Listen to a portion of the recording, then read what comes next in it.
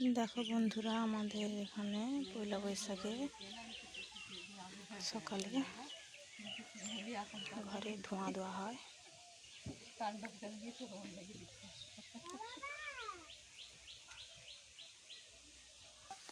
দেখো বন্ধুরা, পুকুরের সাইডেও দেওয়া হয়েছে।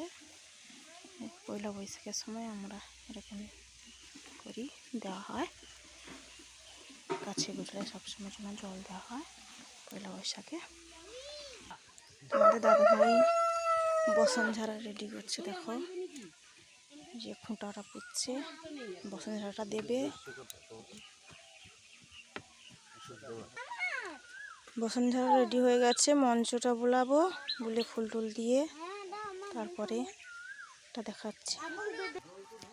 চানটা সেরে নিলাম, নিয়ে এই যে কাপড় টাপড় আজকে ঠাকুরের ফুলটা দেবো।